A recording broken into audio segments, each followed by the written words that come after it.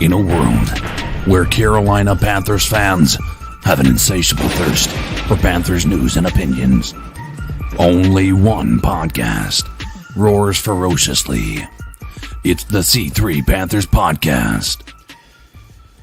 What's the deal, Panther fans? It's your boy, the Professor, a.k.a. Tony Dunn. It's the C3 Panthers Podcast, brought to you by CarolinaCatChronicles.com, where every Tuesday night we chop up the latest Panthers news and opinions from the fan perspective. We want you to be part of the conversation. Smash the thumbs up button, jump in the chat, and call into the show at 252-228-5098. And you can talk with my co-host, my producer, Cody Lashney. Welcome back. Tony Dunn, I'm pumped. It's another Tuesday night, and you know there's nowhere I'd rather be than right here sitting with you boys talking Panthers football with the most lit Panther fans in all of YouTube. And you already know the names, man. Sideshow Rob, that man that was here, 89J Stubbs, AJ Lindsay, Alex Stark, Joey the Blind Panther Esquivel, Craig Hartner, Tim Estes, Trill One, Panthers Rules, and last but not least, Nick Montiero. Tony Dunn, ain't nothing to it but to do it, brother. Let's roll. Tonight's show, we got fasten your seatbelts. We got a lot to talk about. Tonight's show is called Panthers O-line set to use I-85 formation while Little gets long flight to Miami. That is a mouthful of a title, Cody. And if I was going to name this show, mine would have been littler. And that fell on deaf ears. Or no, my show title. Yeah, a little too late. My show title would have been Camp Cuts Little by Little. Anyway, tonight we'll be talking about the first round of camp cuts today. NFL teams were required to drop down from 90 to 85 players. So we saw, that very first and small cut across the NFL. Greg Little was traded. We just talked about how we really didn't think he was going to make this team. The Panthers sent him to Miami for a 7th round pick. We'll talk about that. Luke Kuechly spotted in another town, another city, with another team, hanging out with the Buffalo Bills during their training camp. The top 100 players still coming up. Did the Panthers get snubbed? Did any of them make it? And boy, there's been a lot of discussion and focus on the Panthers offensive line. We're going to get into all of that tonight on this longest running Panthers podcast, the C3 Panthers Podcast. And we've got CK in the house. Welcome to the show, my friend. What up? Hey, man. I'm just happy to have film to watch, to have news to actually talk about. This is great. Pumped. We have a ton to talk about. Don't forget, tonight's show is powered by Avolta. If you're a homeowner in North or South Carolina, you can own your own energy with Avolta. No money down, add equity to your home, take advantage of tax cuts at the federal state level. Get a fixed energy rate for the rest of your life if you contact Kevin Brown, solar consultant, Panther fan, and say, hey, C3 Panthers Podcast said, you're the guy to help me achieve energy independence. 704-215-3373. All right, let's jump into the show, guys. The first cuts came out today, and really, the Panthers did not have to do as much work as at first thought, because by moving Troy Pride Jr., who suffered a knee injury, to IR, that becomes one player. Then you also get the trade of Greg Little, makes another player. And then the Panthers cut Rod Smith, Matt Kasky, Mike Pazanuk, Austin Larkin, Nate Hall. They still cut 5 people. 1, 2, 3, 4, 5. I wonder if they had to cut 5 people still. I would think the IR. In fact, I had a story up earlier. It said this: the Panthers released fullback Rod Smith, waived injured center Mike Panasuk. Never even heard of him. Waived injured linebacker Nate Hall. Those 3 roster moves, plus the news a little being dealt and Pride landing on the injured reserve, brings them to 85. So 2 kind of conflicting sources. None of those names mean anything to us. And the ones that we do know, most people don't like. Right. Yeah. By the way, real quick, shout out to 89J Stubbs, who says, Cody, you called Slater, JC, and I think you're right about left tackle and right tackle. Maybe not week 1, but weeks 3 through 4. Thank you very much, and we're definitely going to talk about that a lot more later. But Tony, to add to this news about cuts, I also think the Greg Little trade also kind of helped too, even though it doesn't officially count as a cut. I mean, dude, we shipped him out of here, and we ended up, dude, shout out to Scott Fitterer, at least getting a 7th round pick in the process, a 2022 7th round pick. And once again, we've kind of seen the thought process that Scott Fitterer implements. He wants to be able to have a bunch of darts to throw at the board and just to be able to add a lot of talent to the football team. I don't mind it. To me, it just solidifies what we already knew. Greg Little was a bust, and Marty Hurney was a terrible general manager. And the proof continues to still be in the pudding year after year. I wouldn't be surprised if Will Greer is next. This final kind of the final straws of the Hurney era, like really take any of the argument we had that he was mediocre or marginal, right? Is that even if anything, he was consistent. He consistently picked first round gems and then nobody else. As Little was shipped off for a 7th pick, a 2nd round pick, I believe. Sportsnut on Twitter pointed this out to me. Don't forget, and I'm not reading this quote, I'm paraphrasing it. He sent me this on Twitter. Don't forget that the Carolina Panthers had a 1st round grade on Greg Little. Some people said he attempted to move back up into the 1st round to get him after they selected Brian Burns. And then they even traded into the 2nd round, all of that culminating with nothing but a 7th round pick. So to me, the final stains on the Marty Hurney legacy, right? I mean, legacy is actually kind of a word that probably shouldn't be used. But the final stains, Greg Little, how they had to aggressively go after him in a way, and how bad it turned out. Names like Trey, who was it? Rashad Golden come to mind. Rashad Golden, Jordan Scarlett.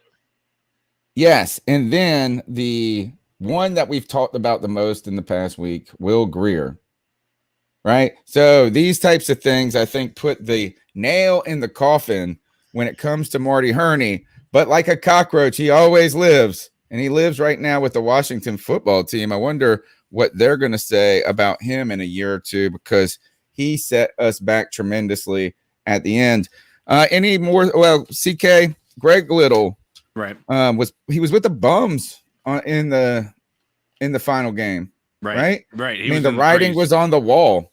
Yeah, I mean, it wasn't. I don't think this is a surprise to anybody. I'm not happy that that we have to waste a 2nd round pick on this guy, in order to get to this point. But I mean, I listen, cut ties early and get moving on. Stop living in the past, and that's what we were doing. We were living in a hopeful world, and the dude has not shown anything up to this point. So, I mean, I wanted him to work out. Like, I desperately liked him. Like, I desperately wanted him to work out because I liked him so much early on, and now we're here.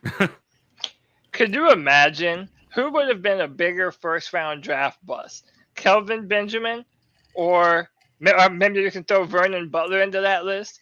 But imagine if we had traded back into the 1st round. If we had traded for him, he's the biggest bust. Little. If we had traded into the we first still round, traded for him. That was the problem. Yeah, we traded up into the 2nd round. But then imagine if Brian Burns wasn't there and we took homeboy with the 16th overall pick, which apparently was in consideration. Dude, just talk about lack of offensive line evaluation from Marty Hurney. And to be honest, as we get into it, I even have a gripe with our current coaching staff. And I think there's some politics at play between Matt Rhule and Scott Fitterer a little bit going on right now too. Not a big contentious story, but again, I want to hear it. I want to hear it. I want to see, because I have been watching the discussion. We have, we're in parts of these kind of groups that have these like group Twitter things going on. I have I follow so many, like my whole Twitter feed is just Panther fans, right? So like I Pretty follow much, like yeah. 4,000 Panther fans. So sometimes you can almost see, kind of get a temperature of the room. You know what I'm saying? You get a read on the room. And what I've Right. seen over the last kind of couple of days is, and this is from all around the board. This is from people that follow the team crazy close. This is from the reporters. This is from just general fans that I don't really know that well. There's been a focus on this offensive line. And some of the questions, if we go back to this, if we go back to the title of the show, O-line set to use I-85 formation. It's a reference to Matt Rhule discussing the plan going forward with this offensive line. And he said, he made an analogy like Would you like me to play I-85. that clip? I have Oh, it. yeah. Let's hear it. Let's hear it right now. It's a good time. Sure thing.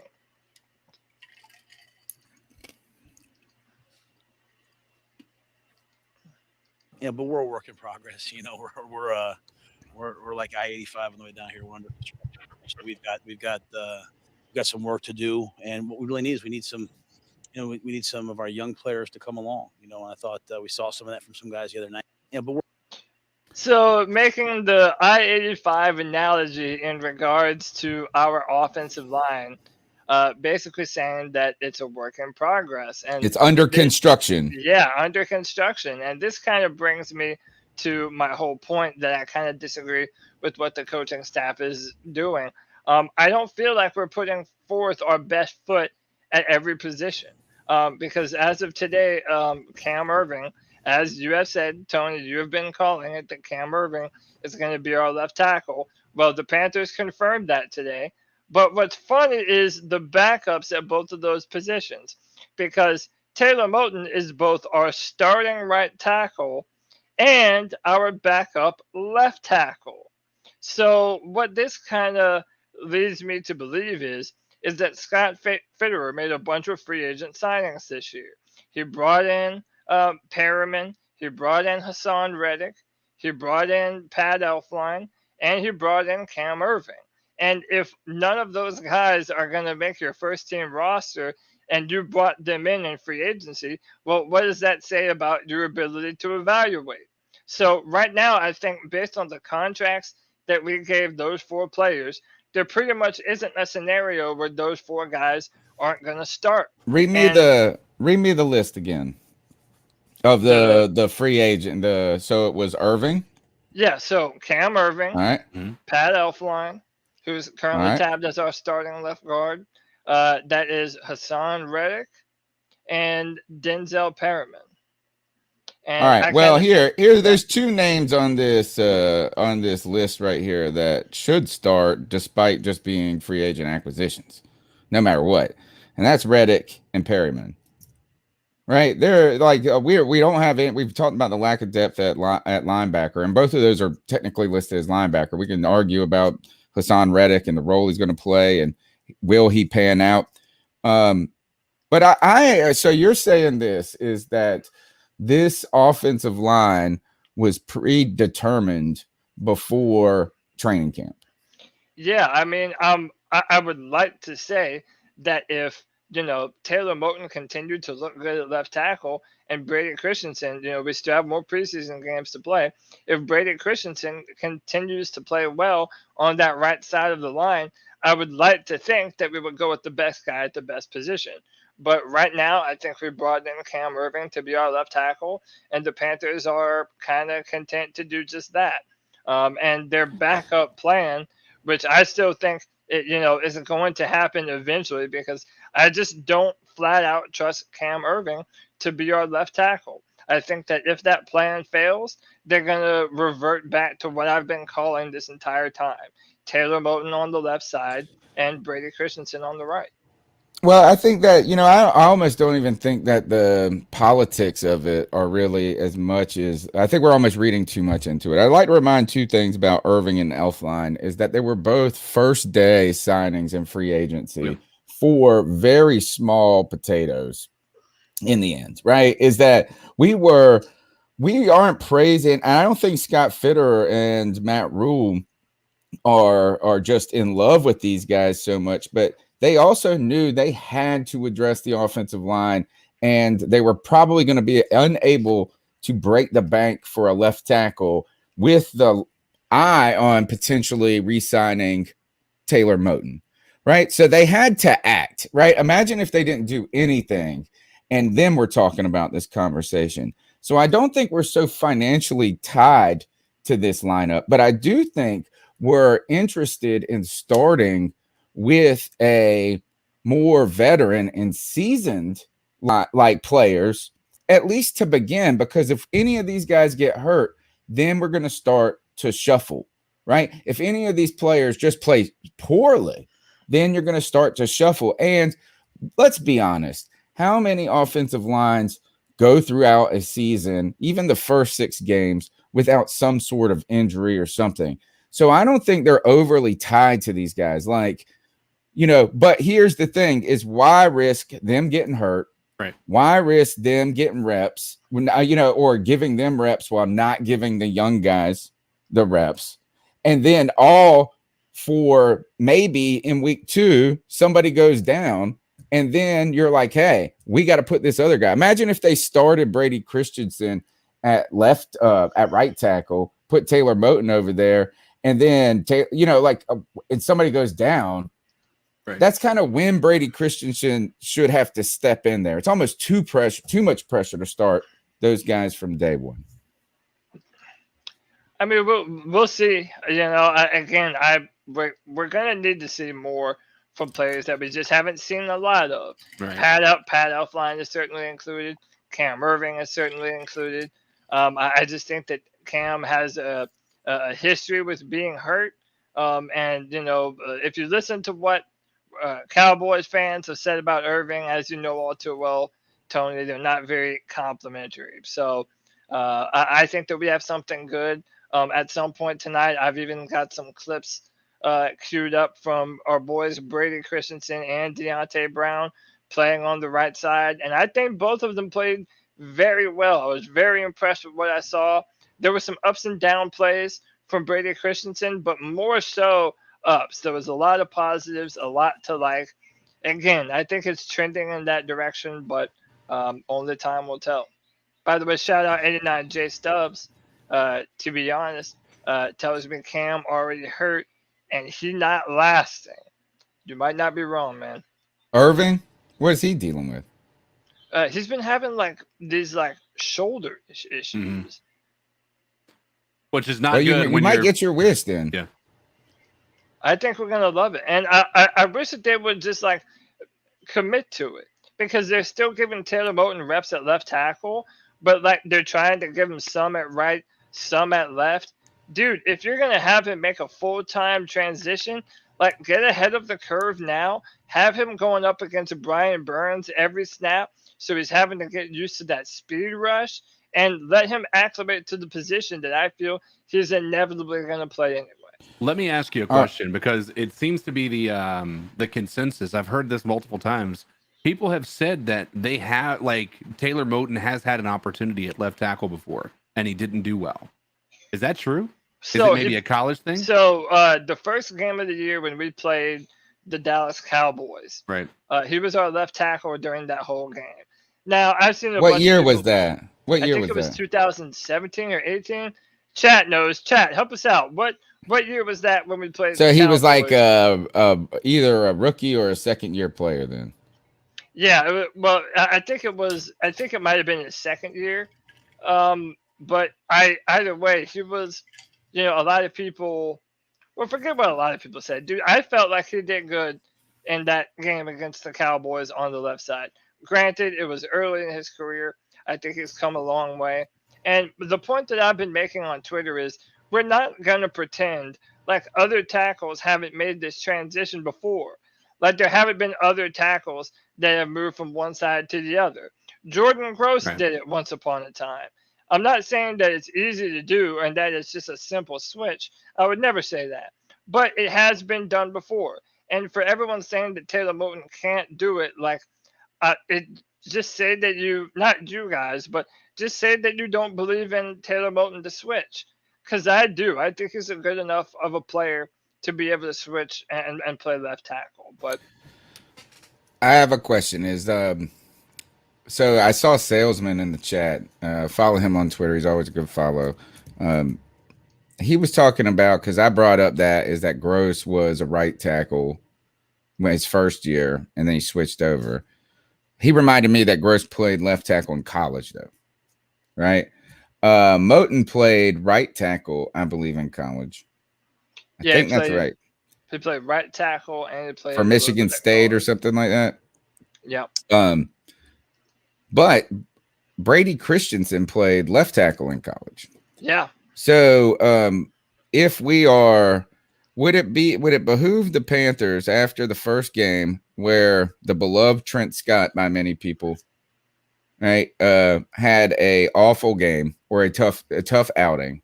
Would it behoove the Panthers to maybe give Brady Christensen a chance to play a little bit on the left side in a more intense environment than just the twos on in practice one time, right? Say, hey, we want you to try it out this week for a quarter and see how you do.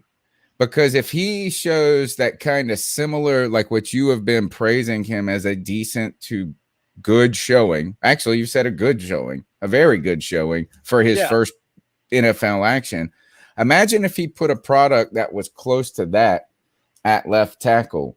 Could you then have a little bit more faith if you have determined in your mind that you want to keep Moten on the right, you want Irving to start on the left, but you're worried about injuries, you're worried about play, and if Christensen comes out and plays semi-okay, then you kind of get to keep Moten where you want.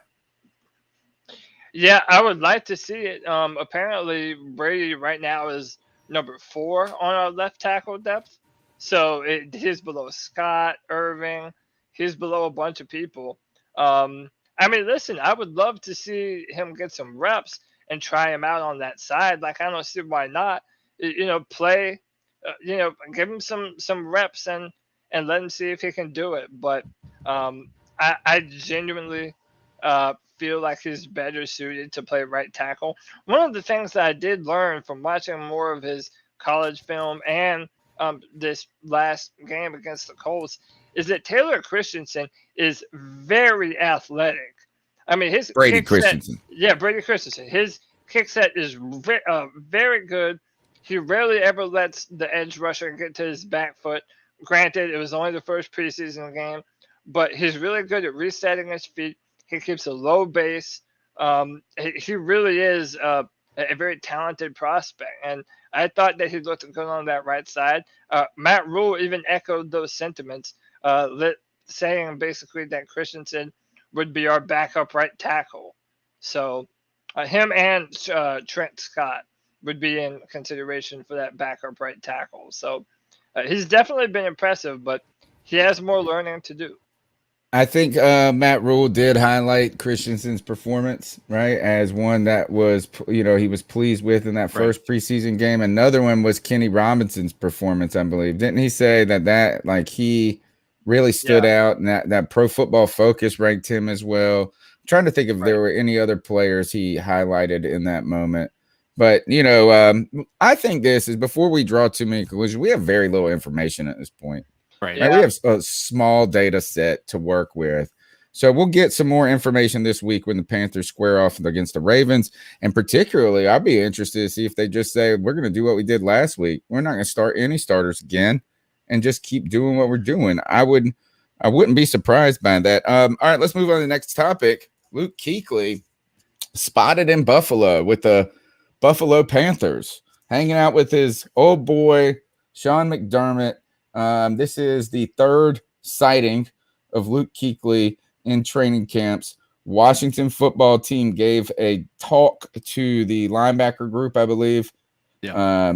And then now with the Buffalo Panthers, a.k.a. the Buffalo Bills, I think is that people just get a little sad when they see a guy that they wish had 3 more years in him because he was so good. But Luke Kuechly exited the game not too early, right? Dealt with some severe concussion issues, right? These weren't little concussion issues. I was there at the Jacksonville game where he got really banged up. That was a long time ago. He had a couple of years in a row where he had some problems. Remember, he wore the fancy collar that made your brain slightly swell so it didn't bang around your head as much. Yeah. So it just Luke Kuechly could have, with a couple more years, been in the running for Carolina Panthers' greatest player ever, right? Challenging the great Steve Smith. Or even, I think a lot of people would call him the Cam Newton of the defense, right? In a way. But the premature exit has made us all, not premature, the exit with the Matt Rhule years has made us all up in our feels about this. Right. What have you guys heard about this Luke Kuechly talk? CK, do you want to go first on this? Because I kind of have a strong, kind of unexpected opinion. So why don't you jump on this first? Yeah, I mean, he was been around the Panthers training camp too. I mean, I think we're just anybody who thinks that he's going over there to possibly sign up to be a coach or even possibly come out of retirement, you're joking. I mean, there's just no possible way this guy is about to do that. You know what I mean? But I mean, I'll let you go, Cody, because I know yours is probably a little bit deeper than just a simple, there's nothing to say, about it, Yeah, I mean, so people are getting really upset at this. And I think it's just because it's very visceral seeing this all-time great Panther with all decked out in the Buffalo Bills uniform or all the the hat and the shirt. But listen, I kind of think, and I put this out on Twitter too. I think that Luke Kuechly is still trying to figure out what shape and fashion he wants to be involved with football, because it's obvious to me this man still wants to be around the game. And I think if he had his own druthers, he would still be playing football. But as we've mentioned and as we've well documented, his body betrayed him. I mean, we all remember that emotional retirement speech that he gave to everyone where he broke down in tears. Luke Kuechly loves football. And, he also gave the front office thing a try for whatever reason. We don't know why that didn't turn out well, but he ended up deciding to not do that anymore. And at this point in time, when Luke Kuechly is trying to figure out life after football and what that looks like for him, Luke is trying to surround himself with the mentors that he had that elevated his game to another level. Guys like Ron Rivera, who is a huge mentor of his, who he's also been talking with the Washington football team. Sean McDermott played a gigantic role in the development of Luke Kuechly. So it's not a surprise to me that as Luke Kuechly is going through this moment in his life where he's trying to figure out football, he wants the advice of these other guys that he's looked up to for so long, and to also see how other football organizations are running their facilities, their football team, kind of just getting the lay of the land, so Luke Kuechly can eventually make the decision on what he wants to do with his life, if he wants to be a coach or whatever that'll be. I don't view this as some betrayal to the Carolina Panthers like a lot of fans have been quick to jump to. That's all just nonsense to me. I think Luke is trying to figure out his football life and is wanting to get some different looks. And I don't blame him for that at all, man. And, I think I speak for a lot of Panther fans, is that I'm pulling for this dude no matter what he does. No matter what team he signs for, I'm a Luke Kuechly fan to the rest of my life. I would love him to coach for the Panthers at some point in time. But no matter what he does, dude, he deserves to be happy. And I think that he's going about the right process of doing that right now. I forgot that one of the things we'll circle and kind of get past Luke Kuechly at this point, because my last comment is this: is when you play at that, like what the commitment it takes to be that type of player, right? To be one of the greats. Football is part of your identity, whether you want it to be or not, right? And so even if Luke Kuechly wanted to just go fishing, step away for a while, right, it's in his blood. And think about this. We're up Yeah. here every Tuesday night talking about football, and I just like watching it. Yeah. Yeah, right. Imagine it being your fucking blood, dude. Like you can't get out, no matter, even if you think it's best for you to step away, right? Like you just can't help it. Part of your DNA. So it will be interesting to see how Luke Kuechly, how he kind of scratches that itch over time, right? Is just showing up at training camp, still getting to, bang around with the guys or whatever on the sidelines for a little while. Is that enough? Or is there some sort of deeper, is this a seed, something that's growing, into more that could, like you say, lead to a next phase, him finding where he wants to land? And maybe that's in football. It doesn't seem like he's interested in commentating or anything like that. So Right. I did want to circle back to this, is that I said that as I look at Panthers Twitter, then there's kind of a temperature that you can kind of tell. And one is the focus I said on the offensive line we talked about earlier. But I have also noticed that in conjunction with that discussion, there has been a little, I think the romance is wearing off, the puppy love, or what do they call it? It's like that, right? When you fall in love with someone, or actually when you meet someone you're very attracted to, it's not love. It's actually your brain. You produce these chemicals in your brain. So it's like, remember when you're like in high school and you date a girl and like she couldn't do anything wrong, right? I mean, she put mayonnaise on her French fries and you thought that was gross, or and then for about 6 weeks, everything, you can't stop talking. And then the 6-week marker hits and you're like, man, mayonnaise on these French fries, your breath kind of stinks, and I don't really like you that much. And the chemicals are wearing off on your brain that have told you that those things were cool, right? This kind of puppy dog love. The same chemicals are produced in chocolate, right? When you eat chocolate, I don't know if it's serotonin, whatever. Right. I don't even know. Isn't it oxytocin? That's why heroin addicts, like when they're coming off of heroin, they eat chocolate because it also produces some sort of similar thing. But who am I talking about? I'm talking about dopamine. I'm talking about Matt Rhule. Yeah. I think that there is a little more. Hey, the love period is wearing off a little bit.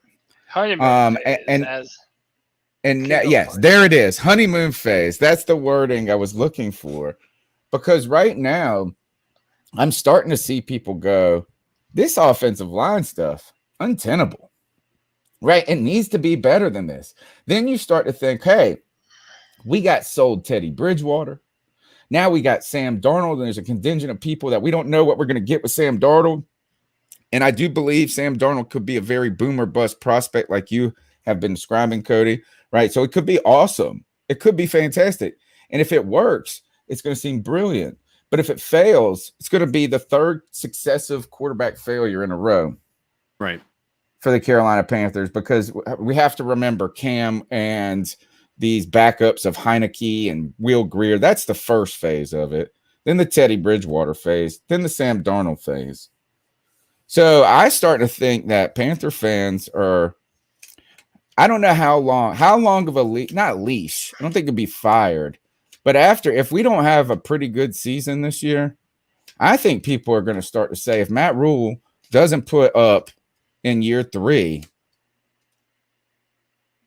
I think people start to question him. CK, you want to jump first on this? I mean, I think that there's you ask Bat Daddy, I think that's been a concern already from the get-go, right? Yeah. Yep, you're right. I don't know that I'm necessarily worried about them yet. Because I mean, we are in year 2 and we haven't even seen a single play that's taken place in year 2 yet. Right. Now, does that mean that there aren't some things for concern? Like there have been things people have talked about with regard to the communication issues, with false starts, with all this stuff. I mean, Matt Rhule has said his communication has been the issue with those situations. So like you almost wonder, how are we still dealing with that, a year later? honestly, I think any offensive line issues, I don't know if you can blame that necessarily on Matt Rhule. I think you'd have to really take into consideration we have a new GM who's just come in and evaluated this team for himself, and then they decided to go with somebody that wasn't a left tackle until the third round, and so I don't know.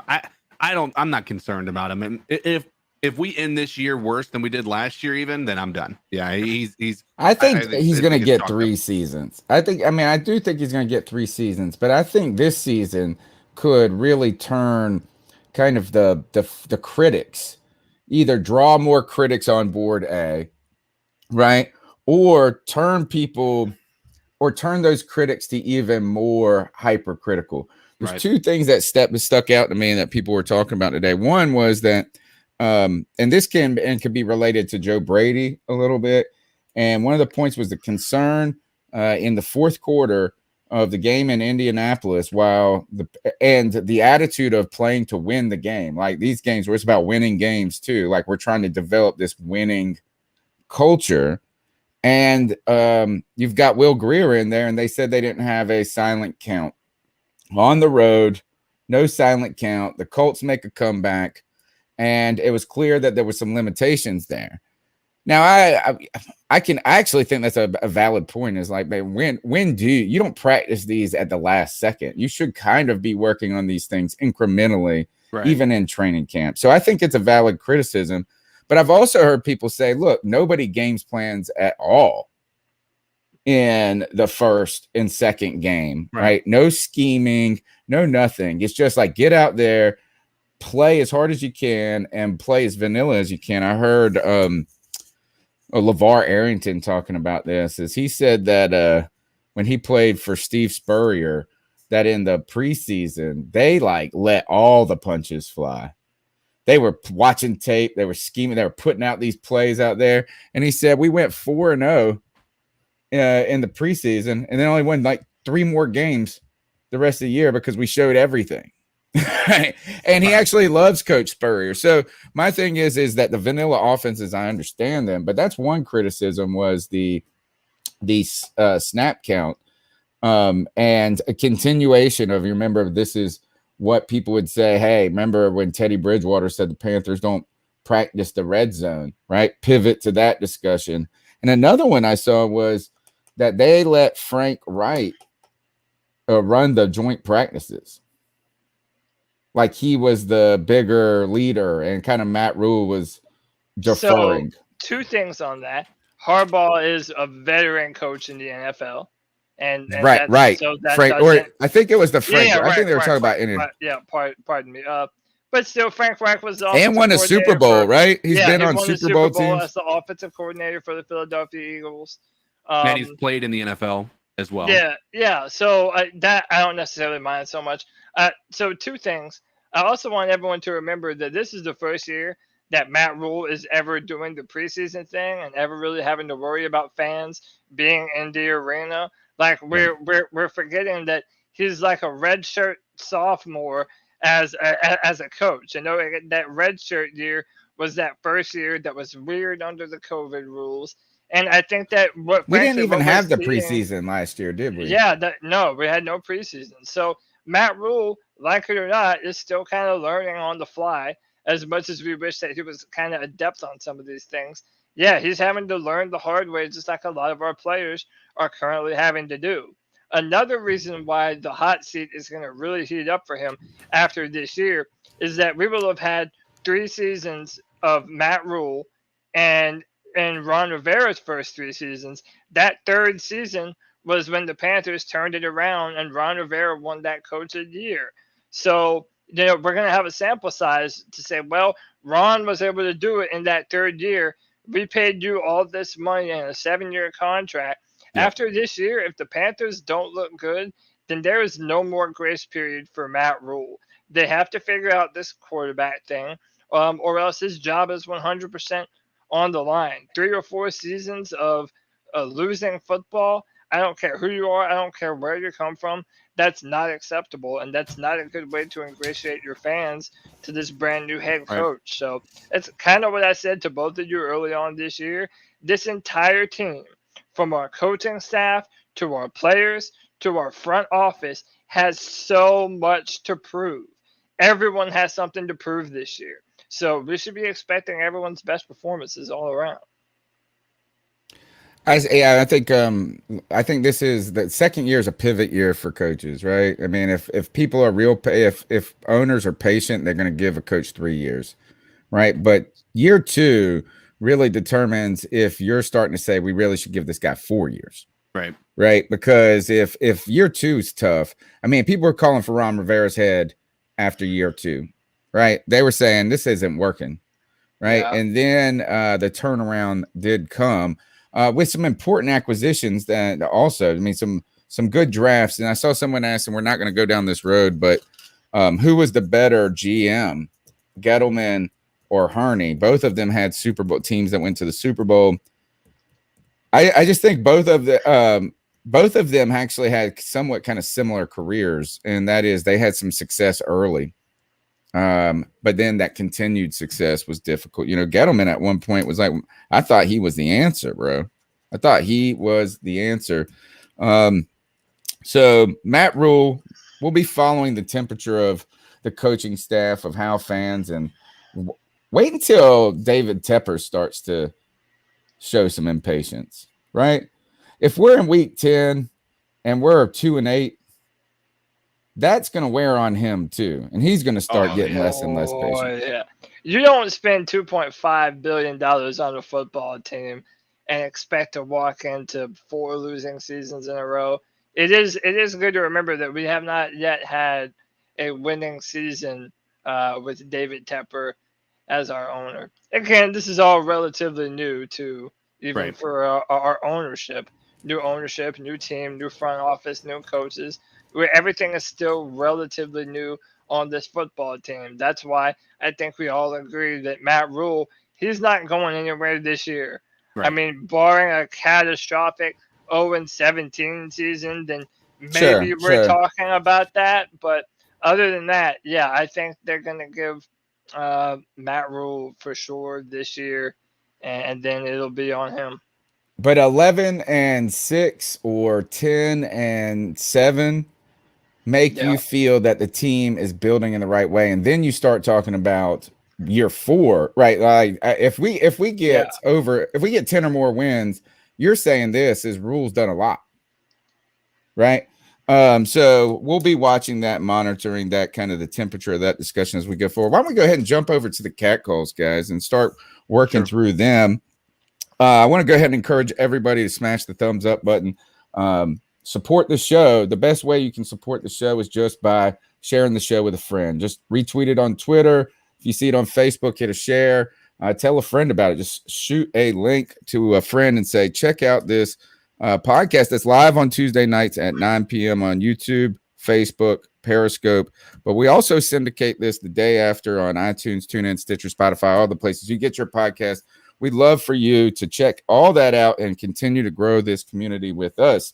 Let's do that as we jump into the cat calls. The number is 252-228-5098. Don't forget, the cat calls are powered by Avolta, where you can achieve energy independence, get a fixed energy rate for life. If you're a homeowner in North or South Carolina, call our boy Kevin Brown. Say you're a Panthers fan. You heard about it on a Panthers podcast, the C3 Panthers podcast, and he will hook you up. The number 704-215-3373 for Kevin Brown. I know I'm throwing a lot of phone numbers at you right now. Let's go ahead and jump into these calls. You shouldn't do that to somebody. And how did that make you feel? Very uncomfortable. So how do you think catcalling makes the person feel? It feels good, like a 3 and a 4 and a. Who's that cat sitting in the back corner with his face buried in his nose? Who's that kid that can use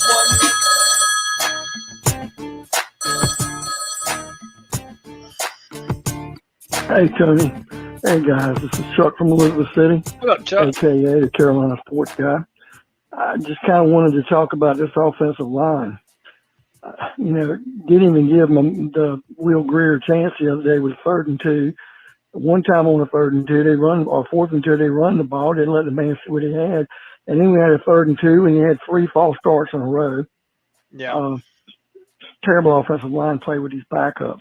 And now I guess we can say with our offensive line is the last couple of weeks, we're a little more better or a little more worse because we got rid of Greg Little and we got rid of David Moore. So we're a little more better or a little more worse. But anyway, we got to do something with these linebackers too. But I do start to feel the safety. I was really impressed with Kenny Robinson the other day, guys. But anyway, I'll leave another message later. I just want to get you guys' take on everything.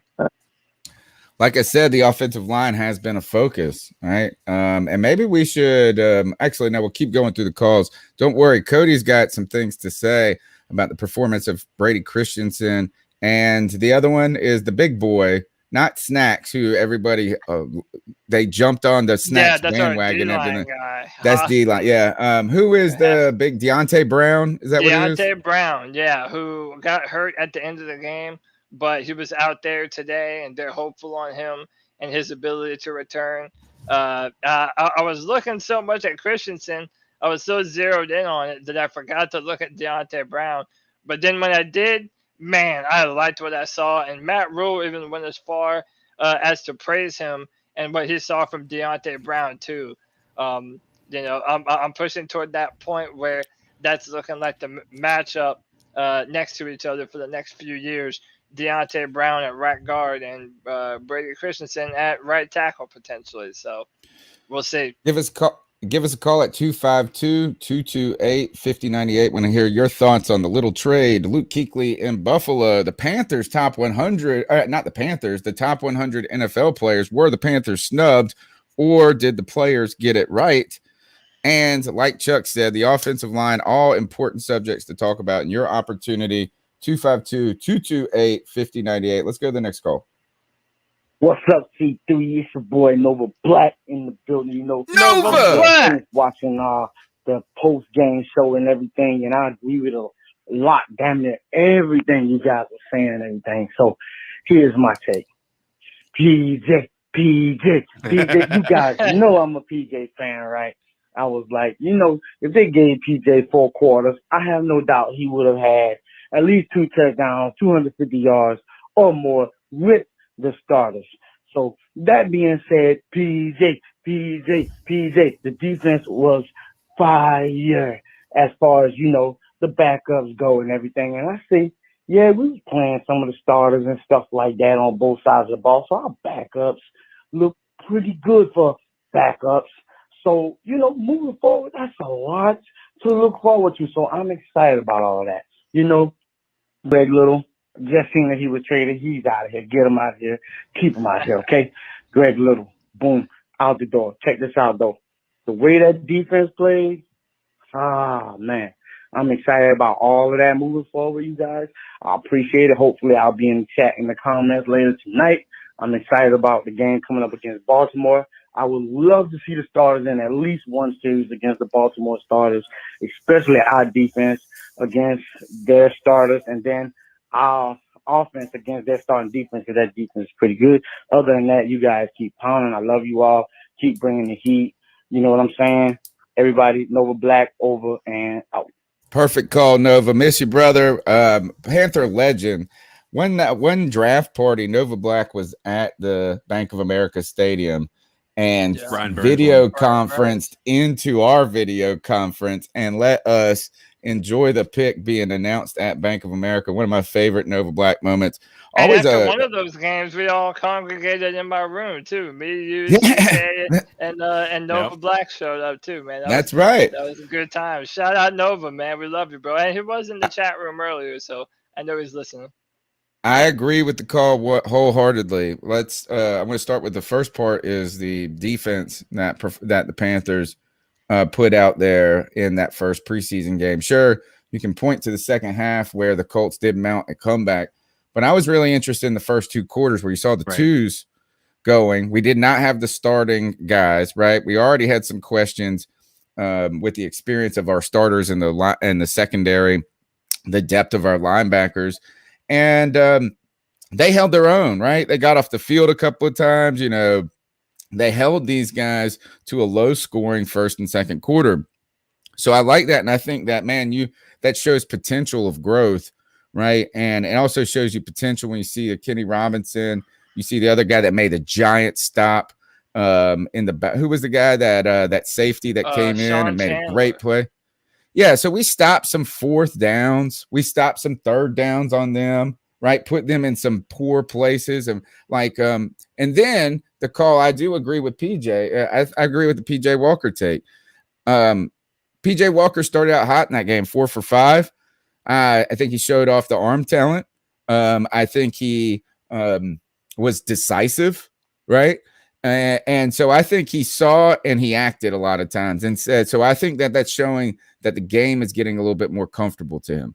But there were some inaccuracies too. It wasn't all good. And if you expect it to be all good, then you're kind of fooling yourself. So yes, is PJ, some of the plays a little bit behind the receiver, but still close enough where these guys can make the catch, right? So I think the more he plays, the more reps, the more comfortable he gets, you'll see the game slow down and those passes maybe be more on time, right? It wasn't a ton of bad decisions. One play that Matt Rhule did highlight that he wanted PJ to do differently was towards one of the red zone. It was towards the red zone where he tried to thread the needle to, I think it was Terrence Marshall Jr. on that play. And Rhule said you could have got, and I even saw, he ran halfway and he could have potentially gotten the first down and maybe even ran in a touchdown. But I'm not even going to go crazy about that. Is that in a game, I would say go out there and put that on the line. But I like the idea of PJ trying to develop his passing instead of just saying, I'm going to run immediately. So I think PJ showed potential. And what is that potential? To be the backup. And I would like to see him get that, just maybe continue to get that opportunity. I don't think Will Grier is a better player than PJ Walker. I just don't think it. Which is more of an indictment on Will Grier.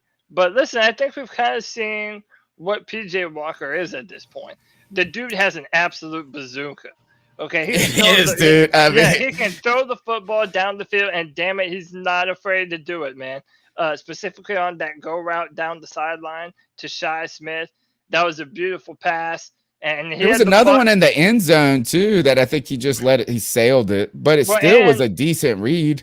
Yeah, but even on that pass to Shi Smith, there was he had a corner on him, and the free safety was working over to his side. So that ball had to be up and away and in a perfect window, and he made that throw. The fact of the matter is, though, is that he's much better moving outside the pocket than I feel he is inside the pocket. And when he misses really high. He also had a bunch of third downs that he left out on the field just because he sailed the ball a little too high. Our offensive line gave him a good enough pocket, and he has that tendency to miss high. I kind of think we've seen what PJ Walker is at this point in time.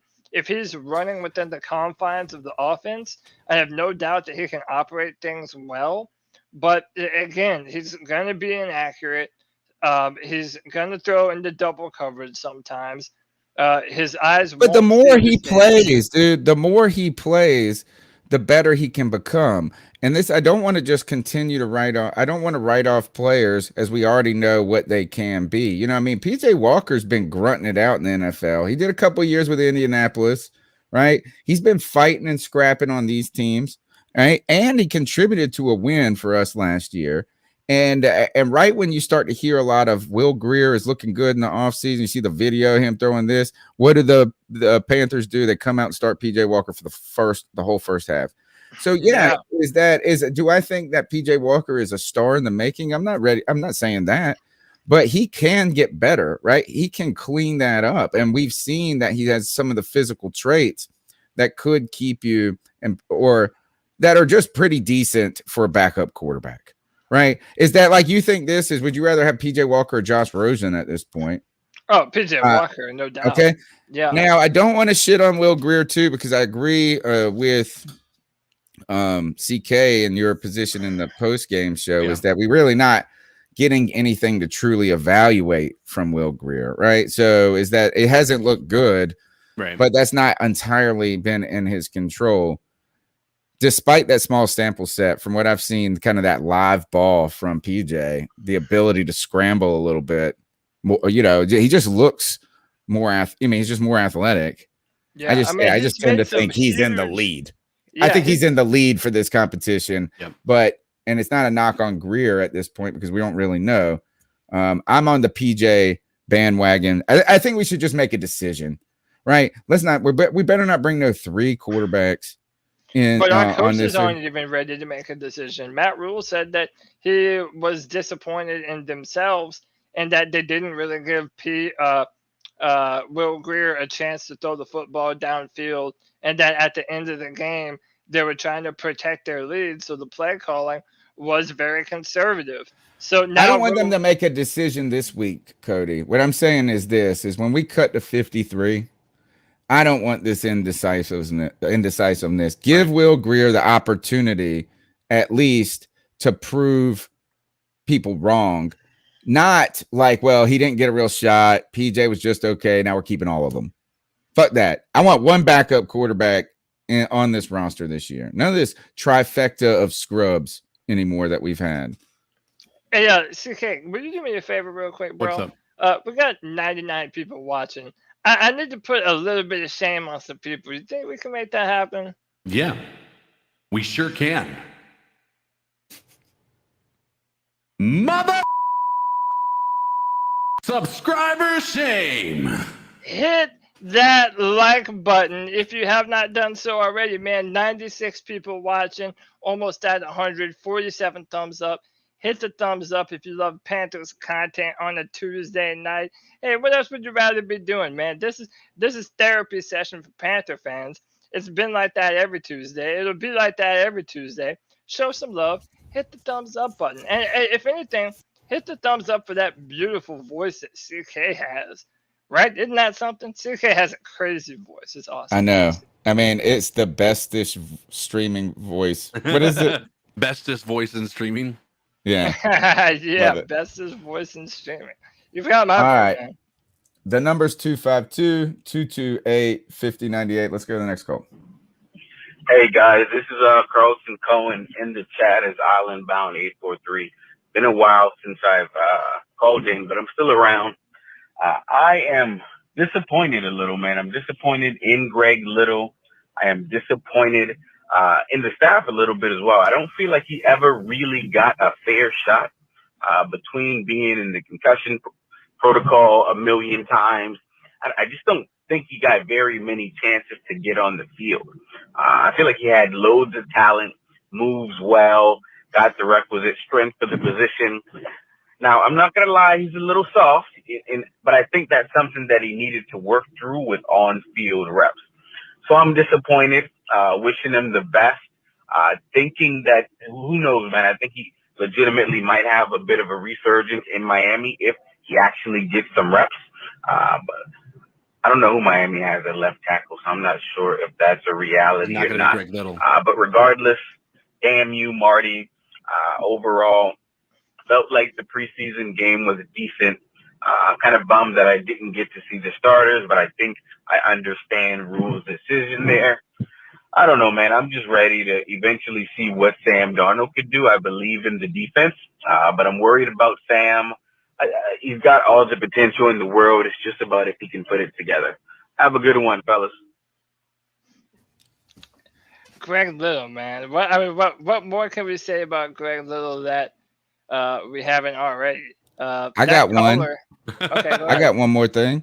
One more thing is this is a continued example of the purge of players that aren't Matt Rhule's. Not, but that didn't. I mean, every time we turn around, a guy who was here before Matt Rhule was here is gone. And not just in favor of a Temple or a BYU player. I'm not saying that. But, Greg Little just won't. He didn't have any clout in the Matt Rhule era just because he was traded up for and drafted high. Right. In fact, Matt Rhule's been trying to clean house like crazy. You see another example of a guy from the previous regime that they're just not even really interested in entertaining the idea. Yeah, I agree with that. But my only thing about this is that I He feel wasn't like, good. yeah, people kind of tend to make excuses. Not everybody, but if a player doesn't work out, Matt Rhule even said it about him in his press conference that maybe Greg Little just needs to change their scenery, which maybe he does, but at the same time, maybe he just sucks. Like this notion that guys were on the team and they just didn't get their fair shot.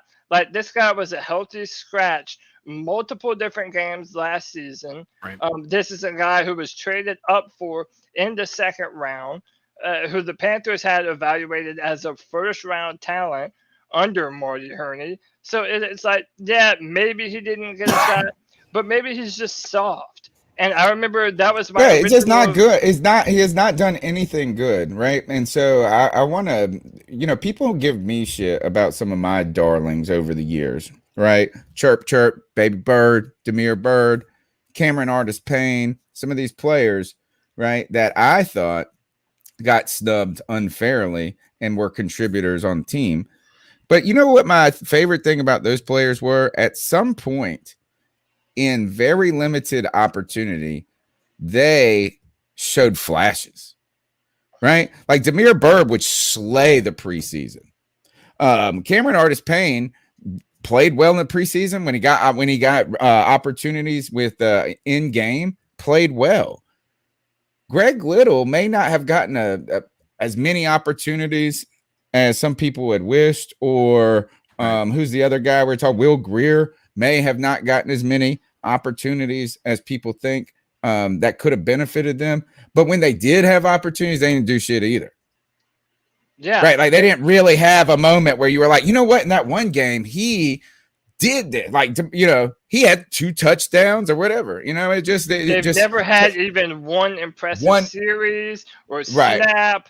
And if you can't manage to do that, then it was not that you didn't get your fair shake or you didn't get a chance. No, man, you just weren't good enough. Every day, no matter who you are, no matter what your job is, you have to prove every day that you're good enough to have your job.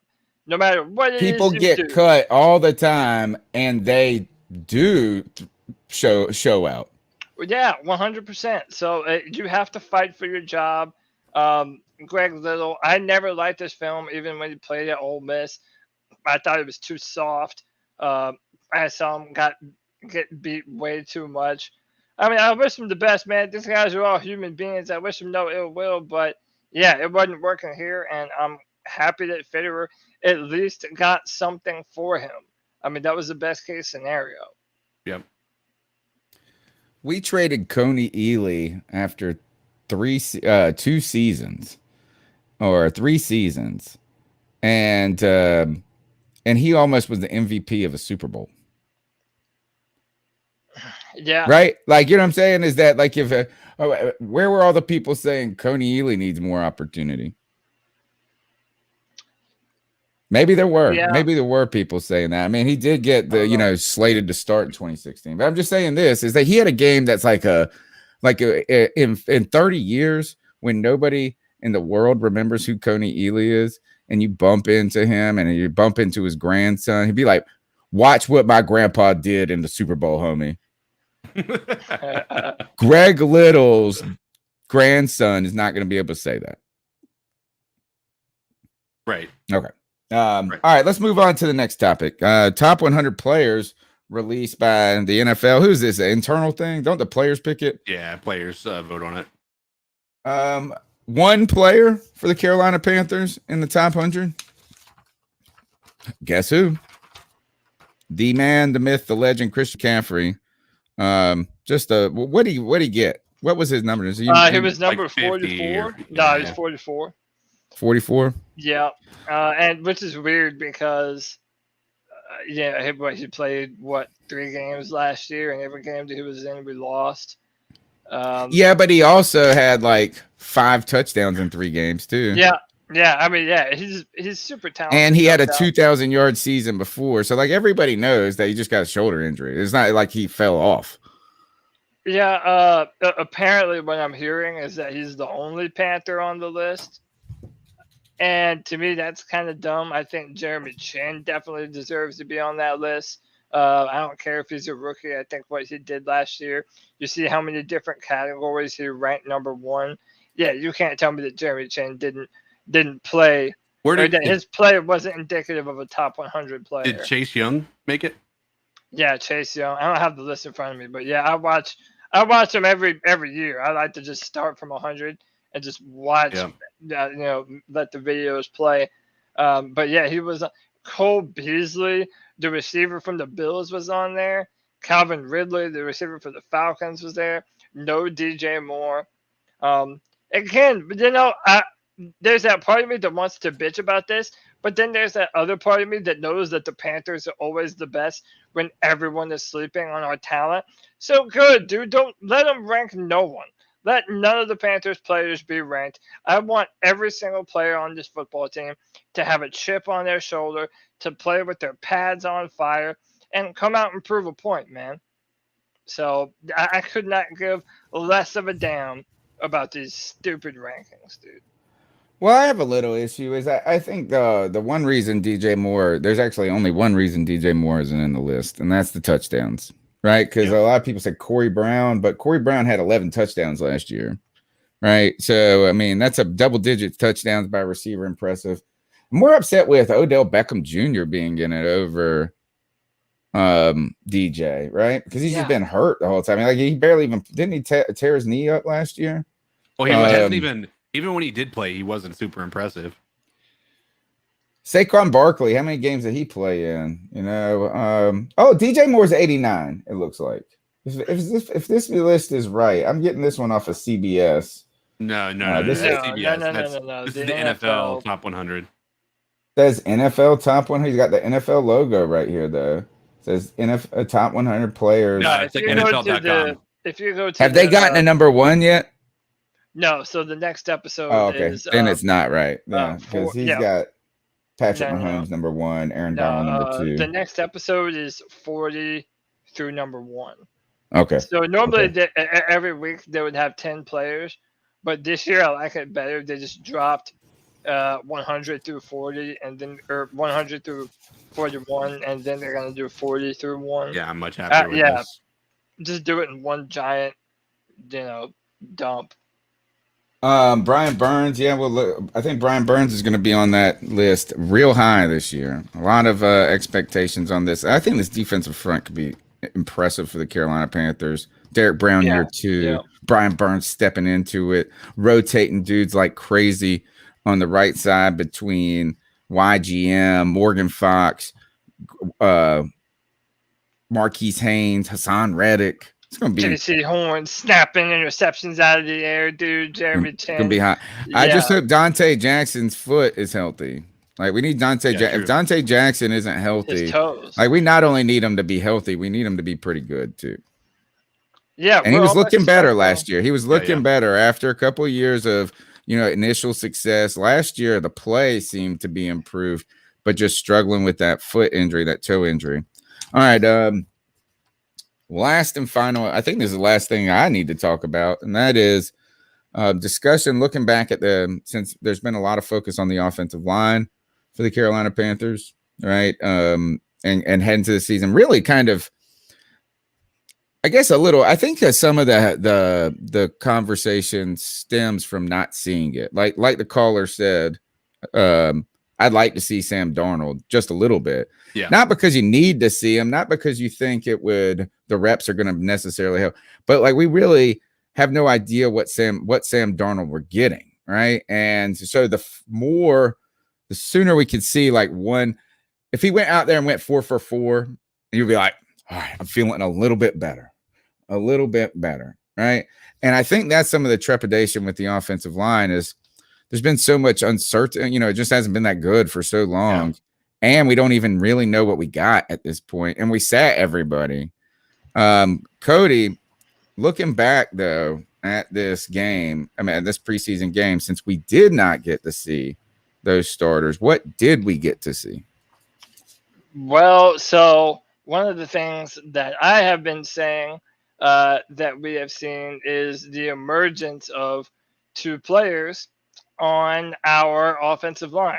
And I mean, listen, if you've been following our podcast for any length of time, you know that I've been on this kick that our boy Brady Christensen is going to end up being our starting right tackle. And I think that we saw some good things from him. We saw some good things from Deontay Brown on the offensive line, and I've kind of highlighted a few plays for us to look at here and kind of go through and talk about. So I'll try and enlarge this right here real quick. So we see Brady Christensen and Deontay Brown watching the offensive line down, keeping a good pocket for PJ to be able to roll out. Good hand placement, real aggressive stuff by Brady Christensen and Deontay Brown. Right here at 2 minutes and 15 seconds, you're going to see a really athletic kick set by Brady Christensen at the top of your screen, giving PJ some time to work, keeping him clean, not letting any pressure get to him. And, again, just seeing those two guys work in tandem next to one another was impressive. We need to work on some hand placement a little bit, but I expect that to get better as time goes on. Right here, we're going to see Brady Christensen down on the right. Does a good job of resetting his feet and his hands after kind of getting beat a little bit early on the play. But you see how agile his feet are, man. He expects the bull rush, gets his hands inside, and leads them around PJ and gives PJ enough room to step up into that pocket and try and make that throw. Deontay Brown also looked very aggressive on that play. It's just a lot of good stuff from the right side of that offensive line. A big 3rd down and 10 right here. Speed rush coming from 52. Now that was a rep that I would say Brady Christensen needs to work on a few things. He definitely was able to beat Christensen with a hand swipe. He's able to get to the outside right there, and that's definitely a rep for the defense on that play right there. And my biggest criticism of Christensen is hand placement. His feet always move very well. He's very strong, but his hand placement kind of tends to falter from time to time. But let's see how he recovered. Oh, this is that same 3rd and 10. My apologies. Yeah. Moving on here. Backed up towards the own goal line. 2nd and 9. And that again, was a decent hand strike right there. Yeah, right? 100%. Like, I mean, gives him a little punch right there. Yeah, I mean, he does a good job at anticipating the move of the defender. And again, how'd that play turn out? What did PJ do? Where'd he get it? Yeah, this was a pass to Terrace Marshall, almost for a 1st down. And again, there are plays where the hand placement is all there. It looks good, and he's able to use his strength to anchor out and give the quarterback enough of a pocket to work with. 1st and 20 here. And even right there, the defender kind of shrugs him off a little bit on this play, but he does a good job at resetting after, getting his hands back to the inside and leading the defender around PJ. That was that incredible throw to Shi Smith down the sideline, by the way. Another player that I'm very high on this year. And this you like Shi Smith? Yeah, I never heard of him on this show before. Yeah, I love that guy, which is weird because he's from South Carolina. I'm a Clemson fan, but whatever. And then this is by far the worst rep of Brady Christensen's day at left tackle. The defender gets their hands in his chest first. He maintains a good balance, but he was able to work inside And if it wasn't for the mobility of PJ right here, yeah. So that counts as a pressure, right? That would be a pressure. Yeah, that definitely counts as a pressure. And again, it's something that he needs to work on, and it's all hand placement. His feet are phenomenal. I mean, the man is really an athletic right tackle. He just needs to work on getting his hands inside more. And I think a lot of that stuff will work itself out over time with more reps. But right now, you're seeing the athleticism that you want to see. You're seeing the power that you want to see. His ability to reset after having a bad play.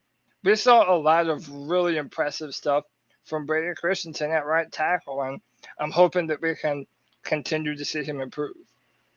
One of the things that's interesting about these clips is all the 2 or 3 plays that you highlighted that you were the weaker plays of the performance all turned out for positive yards. Yeah. Yeah. So, I don't. I'm not saying that justifies what you see on the tape, but at least it didn't end in disaster. Yeah, it didn't end up. Listen, a lot of people. He won't falling down like Matt Khalil, or he won't on skates or anything like.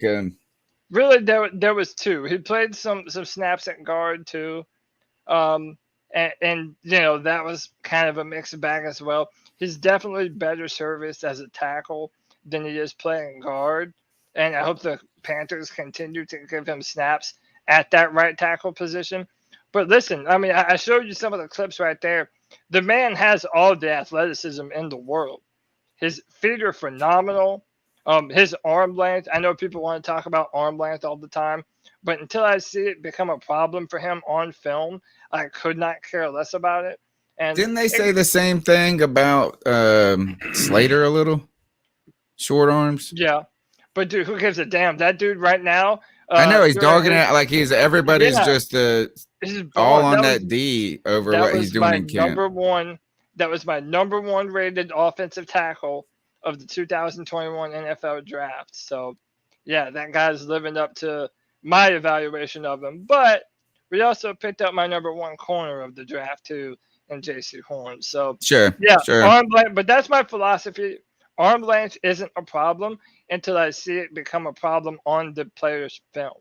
If it isn't happening, then there are ways to overcome short arm deficiencies. Shout out to Panther Rhule in the chat room. He said Joe Thomas also had short arms, and that guy was a badass left tackle.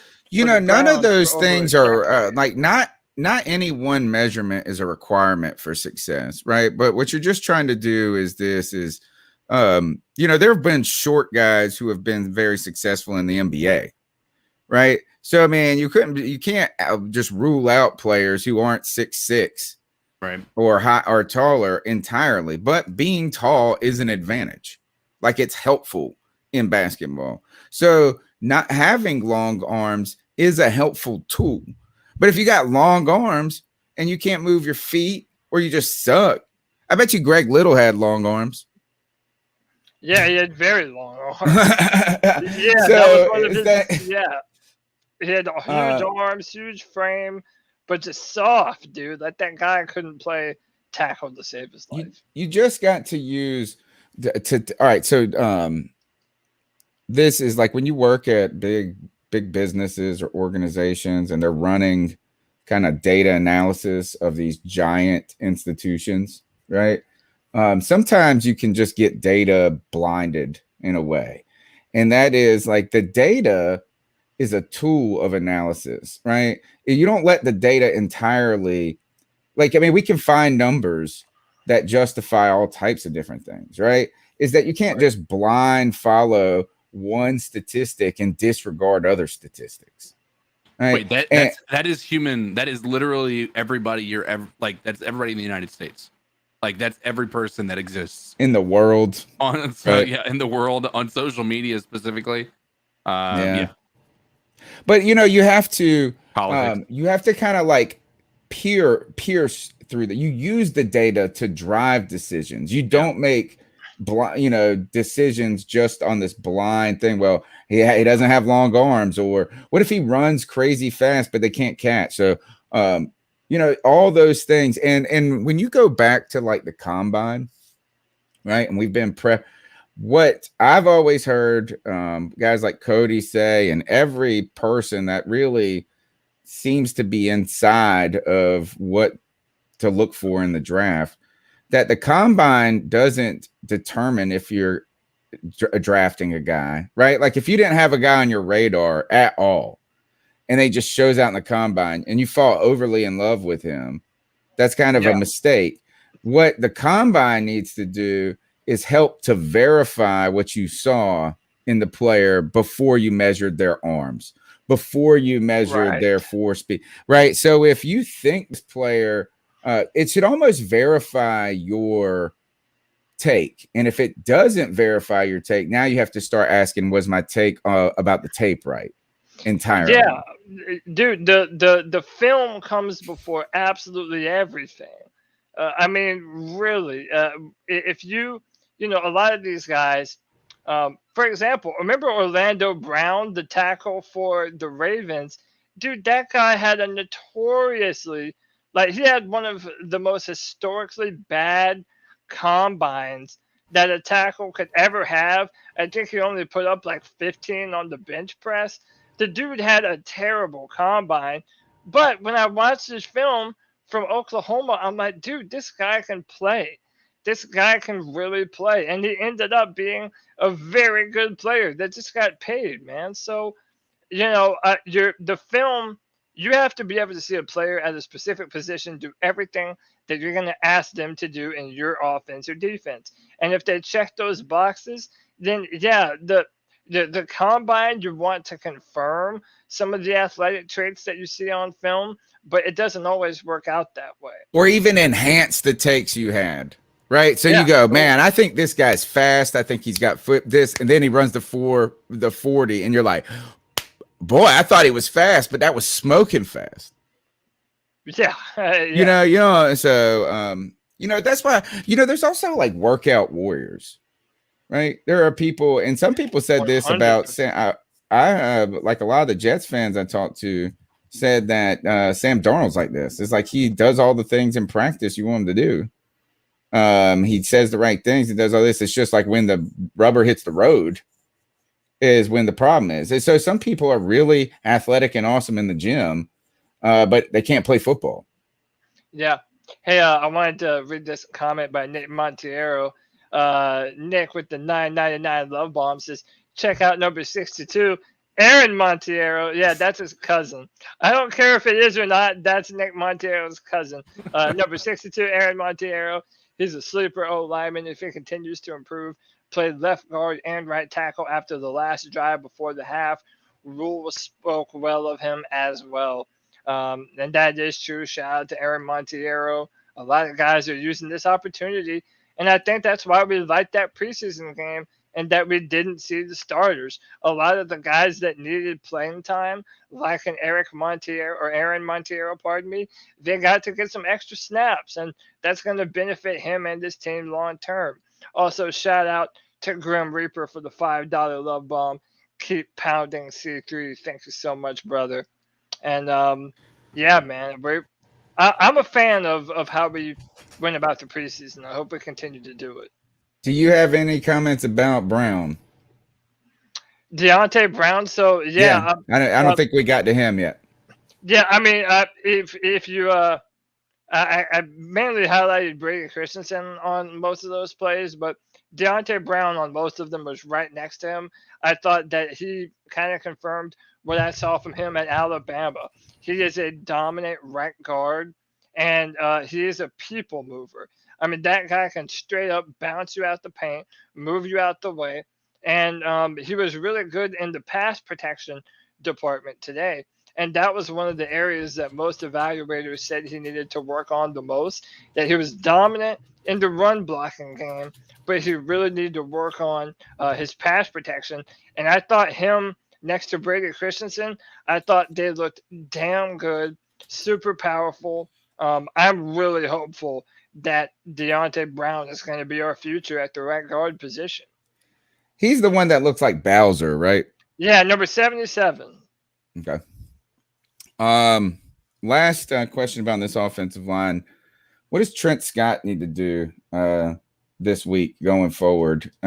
Because a second week in a row could start to make us question if there was a little just a kind of rookie success in that last year. I think he was a rookie.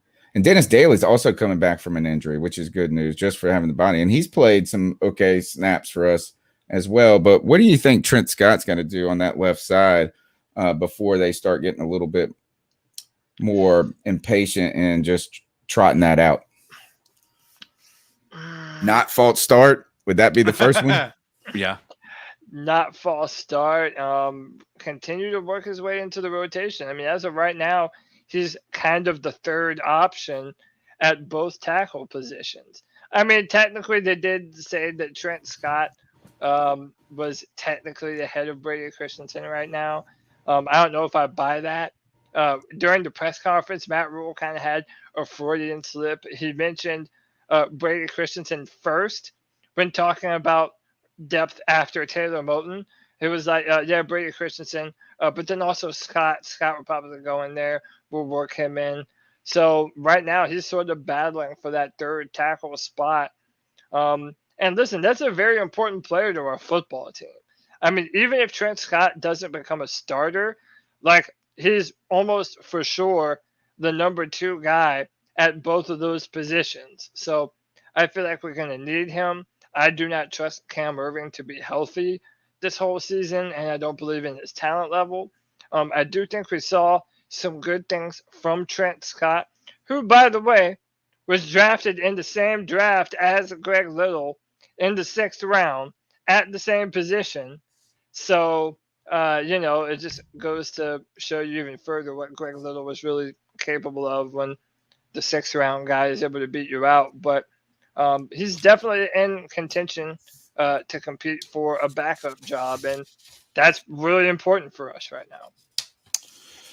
I think that's about it, guys, when it comes to the Panther news. What should we look forward to coming week? I'm going to be trying to track down Tim Jenkins this week. We've had him on the show. He's a big hit, former NFL quarterback, but related to this, to the Panthers, is he's the one that is the quarterback's coach for PJ Walker in the offseason. So he goes and stays with him and works with him. So I'm going to try to hunt him down for maybe like a Thursday interview or something like that and see what he saw in the first game of the preseason. If I can't land him this week because it's the first week of the semester for me, so it's kind of busy, and I kind of last minute hit him up. I just actually haven't even asked me. I was just like, hey, you watch that tape? That type of thing.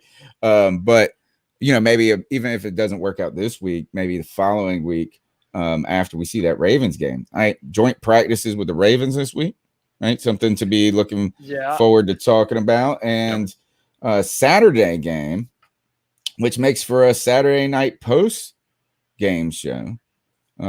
Friday free for all is another thing that you can hang out, jump in, jump around and get around the round table on Friday night and just chop up whatever you want to talk about, from jersey colors to players to most loved to most hated, whatever you want to talk about.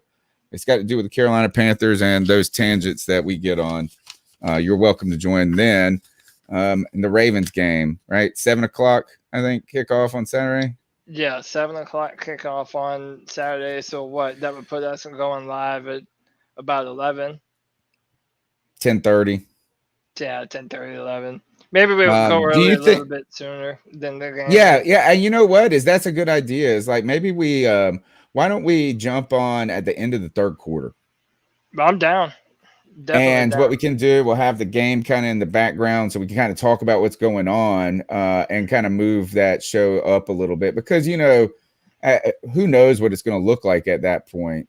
Yeah. I think the only reason I watched this game all the way to the end, the first one, like eyes glued on the TV, is one, I hadn't seen football in so long, and two, the Colts came back. So all of a sudden it was like the actual game was tight enough to be entertaining. So let's do that. Let's plan on sometime in the fourth, after the third, getting on and getting the show going. Last part of the show is the ice up segments where we tell someone to ice up, toughen up, get it together. Anybody got a good one this week? I feel like if you gave me a minute, I could come up with one, but I don't have one right now. All right, my ice up pick goes to going back to work. And I mean, I've been working. I've been blessed to have a job the entire time of COVID. I've been blessed to have a job that could be done remotely. I've been blessed to have a job that I didn't have to wear a mask all day long. I've been blessed that my office mate also works at the same place as my wife, right? Hottest office mate I've ever had. I even may have sex with her. My office mate at work, totally. But it's also my wife. So it's just been it's been the COVID. Like I've had like the COVID wasn't as bad on us when it came to work as it has been for other people. And so I also don't want this to sound insensitive. Thank you. To people, because I know, like, guys, I got people, a friend of mine who owns a restaurant, and they're just having so much trouble finding help too. Right. So my problems are good problems to have. But today was the first time I had to physically be, and technically I didn't even have to go, but it was like the first day of the semester, like it's called convocation. So I went to my office for the first time in a year and a half. And first I forgot what my office even looked like. It looked like I had left, because the last time I was in my office was right before I left for spring break for Italy. And we came back from Italy in the COVID joint. And then the very next day they were going to make us quarantine. The whole college and world shut down. So I didn't even have to do that. But like my coffee mug that was left had like, obviously I left like one little sip in it. And now it's just like still there. Brown cake. I mean, it's not even that thick. I mean, it's so but it's just I had like my desk was like it looked like someone picked up and ran out in a craziness. You know what I'm saying? It's like if you went maybe like apocalypto type stuff. So I'm icing up having to go back. I don't think I'll ever dress up like I used to. I don't know if I'm going to pull the shirt and tie every day like I used to, that I did pre-COVID. But here's a funny thing. And so this is icing up going back, but this is how I was. I was like, I even put on Twitter when first days are the worst days. Like it's like a kind of like a Biggie tone, you know. We used to be thirsty, now we ship champagne. No, or Thursday, whatever that line was. But I get to work today, and this was kind of funny. The top piece of paper in my stack of ridiculous crap that's like where I keep it, like write what you're supposed to deal with. The top piece of paper was an email. And the last thing I was doing was March 4th, 2020. Like that was the last, and I was just like, God, this has been so long. So it was tough. It's tough. So ice up going back to work, particularly when you can do your job virtually. And then they make you do all this crazy stuff, whether it's for optics, whether it's out of realness, who knows. But that's it. Ice up. Ice up. So, CK, you got something? You go ahead. I mean, I was just going to ice up. No. He's just going to ice up not using data. Yeah, exactly. I do have an ice up. Go ahead. Should ice up Joe Biden and this whole Afghanistan mess. Oh, dude, the chat was already going crazy with this earlier. I was. Did you hear something like somebody told me this, and I hope I'm not stealing yours, because if I am, I'll let you go. I'm not. But are you going to do Joe Biden? Intention of talking about that bullshit. No, it's just somebody told me that they played a clip from like 2 months ago where he said the Taliban can't do anything. They got an army of 300,000 in the Air Force. And then like one day this motherfucker fell. Like Saigon looked like a slow thing. All right. Yeah, no, that's he probably didn't even remember what he said today, let alone 2 months ago. Yeah, if he had the right meds, maybe. Yeah. Dude, I'll refrain from. No, I'm not trying to get into it, but it's like no. Like there's like a whole. It's inevitably. Picture. I always feel very strongly about this shit, But I know that the conversation is just never ends up being worth it for me. I don't even feel strongly, and I used to care. Like I would fight over this stuff all day long. Like I really could care less. But I will say this: that picture that has been going around of the Afghani people like holding on to the plane as it pulls out. That's going to be in textbooks. That's going to be the representation, like in the closing chapter of an American history textbook, and while we go through America's longest war, right? Because that will be the name of the title. Right? That will be the title of the chapter is America's Longest War. Because there used to be a book, and it's a crazy great book, America's Longest War, and that was on Vietnam, but it's been replaced now. So just think of that picture they put with the helicopter and them leaving the embassy that we remember from the Vietnam images. This plane will be the picture in every textbook. To show, like, kind of representing that moment. People have been comparing this to the fall of Saigon. That this is like our generation's version of that. So that was even I think slower than this. This happened in like 2 days. Yeah, no, 2 weeks. I mean, it was like unopposed. I mean, yeah. So anyway, I just think that's interesting as a historian. That picture's got legs on it, bro. It's going to be iconic. Yeah, it's definitely sad what's going on right now. Again, I could spend a whole hour talking about. No, we're not. All right, get us your ice up. But yeah, my ice up pick, dude. I'm gonna ice up everybody who shits on Tim Tebow. And you know why? Because let me tell you about our boy Timmy Tebow. Timmy Tebow said, "You know what? My old coach Meyer is going back to our old stomping grounds in Jacksonville, Florida. You know what I'm going to do? I'm going to pop up for training camp. I'm going to join the team just long enough for me to have the #1 selling jersey on NFL Shop for a number of fucking weeks, make a ton of fucking money off of it, and then I'll get cut and peace out, and I'm still fucking living high on the hog, dude." Everybody wants to shit on this guy. You know, he went out to make the team. He didn't make it. But that guy is laughing all the way to the bank, dude. He tries to. You know, he's willing to take the roasting. You know what I mean? Went and did baseball. People making fun of him after they made fun of him as a quarterback, this and that. He believes in himself. If he wants to try, who are we to tell him no, man? And make a boatload of cash in the process? Like, we live in a hater culture. Whenever we see someone gaming the system or figuring out the best way to make the money or do something that other people wishes they could do, people just hate on it and talk a bunch of shit. So it's like, dude, don't hate the player, hit the game. You know, if you don't like how it went, who cares, dude? Tim Tebow was able to do it. So it's up to all the haters, man. Tim Tebow did his thing and made a butt doing it. So yeah, bro, that's about it for me. That's my ice up pick. Ice up, son. Thanks, Felix Graham said thanks for your service. If that isn't too cliche to say, and I don't know if you highlighted this comment already. He said, served my time in Afghanistan. This was going to happen no matter who the president was, and decided to pull troops out. Just no president wanted it to be them. That's why they say no president wanted to do it. He wrote, Afghans refused to fight for their own country is what Felix Graham's take is on that. All right. Ice up the haters. Because you know, I just think this. I actually like I dislike Tim Tebow when he was a quarterback.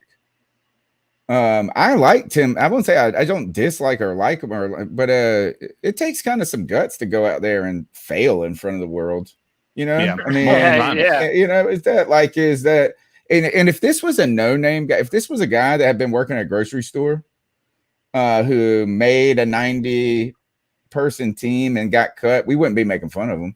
We'd be praising his effort to go. So anyway, all right, that's the C3 Panthers podcast brought to you by CarolinaCatChronicles.com every Tuesday night, 9 p.m. We chop up the latest Panthers news and opinions from the fan perspective. A lot more content coming now down the pipe since football is here. Like I said, we have the Friday night free-for-all.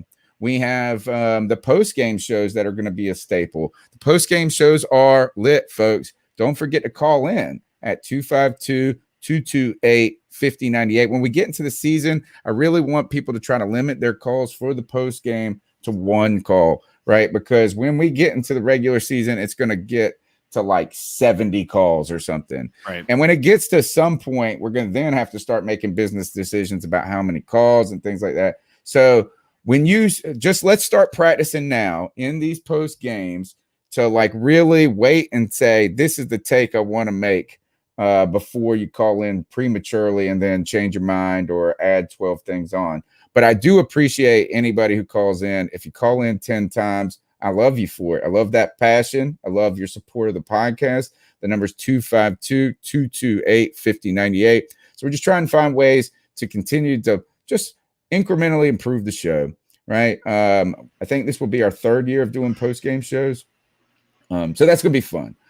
Friday night free-for-alls, post-game show this Saturday, and so maybe some other content when we can sneak it in. I'm not going to speak for other people just yet. Let them do it when they figure it out. But also I'll try to track down Tim Jenkins and get you guys something on PJ Walker.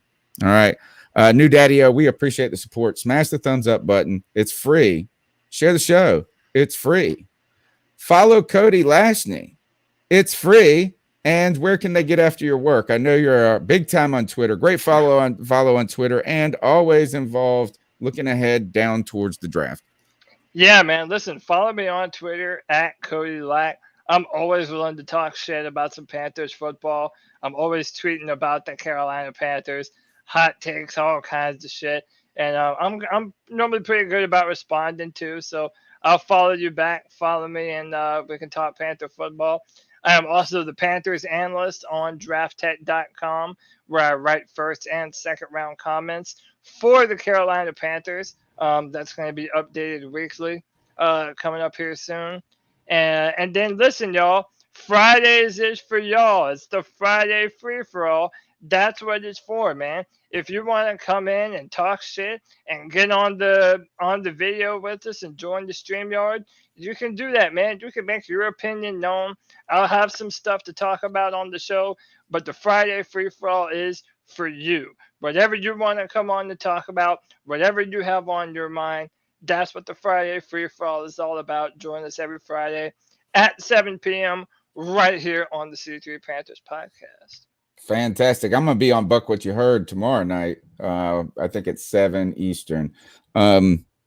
CK, where can they get after you? The bestest streaming, voice and streaming.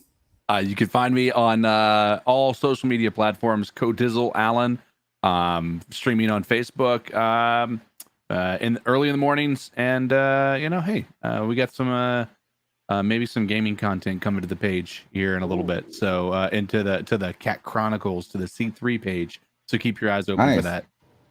Nice. We're always looking for new video games to talk about, because I read a story on how the PlayStation 5 is a bust.